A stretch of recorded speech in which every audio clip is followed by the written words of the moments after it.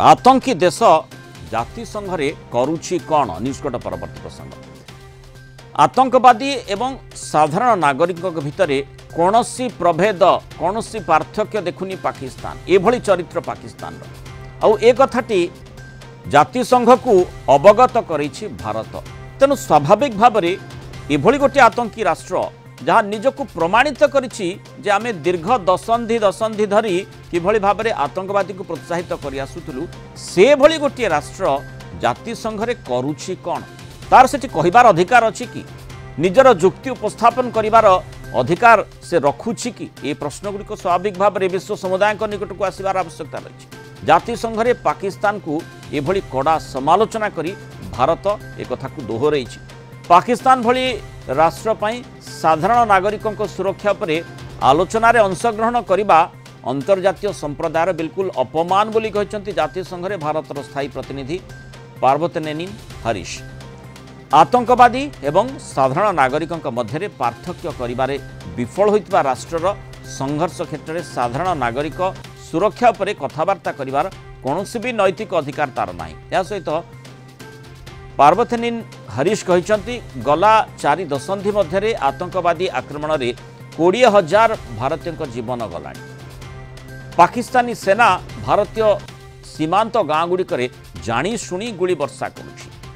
उद्देश्यमूलक भाव में पूजास्थली गुड़ी को टार्गेट करुछि भारत गला 2 वर्ष मध्य अनेक थर पाकिस्तान को आनुष्ठानिक भाव में परिवर्तन विषय में आलोचना करने को कही तथापि पाकिस्तान सुधुरुनी केवल यहाँ प्रत्याख्यान कर चलछि पाकिस्तान ही सिंधु जल चुक्तिनामार उल्लंघन करुछि सीमा पार आतंकवाद बंद न होगा पर्यंत सिंधु जल चुक्ति स्थगित रहिबो बोली पार्वतनेनी हरीश सीधासलख भाव में शुणाई अधिक आलोचना करने संपर्क आम सहित प्रतिरक्षा विशेषज्ञ डॉक्टर प्रभास मिश्र रही डॉक्टर मिश्र स्वागत करने आलोचना किंतु जातिसंघ रे कौन मंतव्य रखिछंती भारतर स्थायी प्रतिनिधि टिके सुनिनेबा एवं आलोचना को बढ़िबा always acted in a responsible manner as an upper riparian state. I would like to highlight 4 aspects to expose the disinformation of Pakistan. First, India entered into the Indus Water Treaty 65 years ago in good faith. The preamble of the treaty describes that the treaty was concluded in a spirit of goodwill and friendship. Throughout the 6.5 decades, Pakistan has violated the spirit of the treaty by inflicting 3 wars and thousands of terror attacks on India. In the last 4 decades, more than 20,000 Indian lives have been lost in terror attacks, the most recent of which was a dastardly targeted terror attack on tourists in Pahalgam last month. India has shown extraordinary patience and magnanimity throughout this period. Pakistan's state-sponsored cross-border terrorism in India seeks to hold hostage the lives of civilians, religious harmony, and economic prosperity. Second, in these 65 years, far-reaching fundamental changes have taken place not only in terms of escalating security concerns through cross-border terror attacks, but also growing requirements for producing clean energy, climate change, and demographic change. Technology for dam infrastructure has transformed to ensure safety and efficiency of operations and water use. Some of the old dams are facing serious safety concerns. However, Pakistan has continued to block consistently any changes to this infrastructure and any modifications to the provisions which is permissible under the treaty. In fact, in 2012, terrorists even attacked the Tulbul navigation project in Jammu and Kashmir. These cynical acts continue to endanger safety of our projects and lives of civilians. Third, India has formally asked Pakistan to discuss the modifications of the treaty on several occasions in the past 2 years.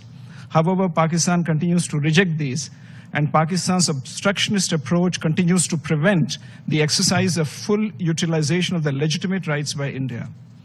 Four, it is against this backdrop that India has finally announced that the treaty will be in abeyance until Pakistan, which is a global epicenter of terror, credibly and irrevocably ends its support for cross-border terrorism. It is clear that it is Pakistan which remains in violation of the Indus Water Treaty. Thank you, Mr. President.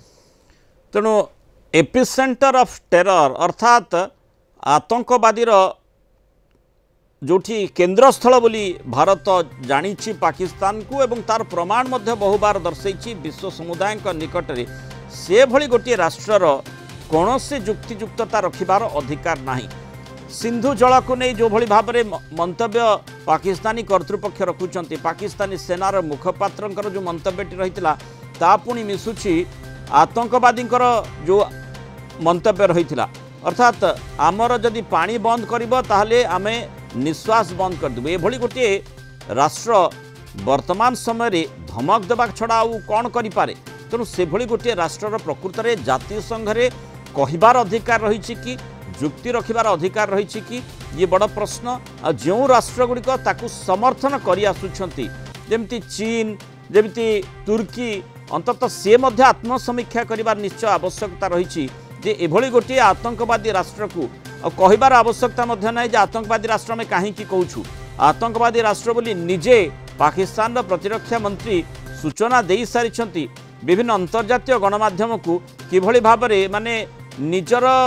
भूल T लुचेबा जाई पुराना भूल को जितेबाला कहते अर्थात आतंकवादी को केमिति से प्रोत्साहन दे चली दीर्घ दशंधि धरी से संपर्कित तथ्य जितेबाला निजे तांकर प्रतिरक्षा मंत्री ख्वाजा आसिफ कहले से ही जना पड़ुछि जे पाकिस्तानी आतंकवादी राष्ट्र एवं सेमाने आतंकवादी को प्रोत्साहन दे चली से आतंकवादी तैयारी करिसेंती विश्व समुदाय निकट को आतंकवादी को पठेइछंती तेणु से भली भाव में गोटे राष्ट्र को जे निजको निजे प्रमाणित कर भारतर प्रमाण आवश्यकता ना जितेबाला ऑपरेशन सिंदूर है से समय जो आतंकवादी अटैक करा जायतिला पूरा टार्गेटेड पिन पॉइंट अटैक करा जायतिला एवं ऑपरेशन सिंदूर से सफलता लाभ करथिला यथेष्ट सफल होइतिला सेठी जो आतंकवादी माने प्राण हरैले सेमानकर जो अंत्येष्टि क्रिया रे जेतेबेले पाकिस्तान रो सेना बाहिनीर अधिकारी माने आसी पहुँचले एवं से माने तांको पई लुह गड़ेले से भली गोटे देश आउ प्रमाण आवश्यकता करेनि जे प्रकृत में केते आतंकवादी कार्यकलाप सहित संश्लिष्ट हो रही एवं आतंकवादी को केमिति प्रोत्साहित कर आसुचे गोटे से भली राष्ट्र जातिसंघ गोटे जहाँ को आम निरपेक्ष संस्था बोली विवेचना करूँ से भली संस्था निकट में निजर जुक्ति उपस्थापन करिवार कौन भी औचित्य रखिनी कौन भी जुक्तियुक्तता रखिनी से कथाटी ही भारत बारंबार दोहरुची साधारण नागरिक एवं आतंकवादी भितर कौन प्रभेद देखु नाही पाकिस्तान जो तार बिल्कुल अधिकार नहीं कथा कहिबार कौन भी अंतर्जातीय फोरम।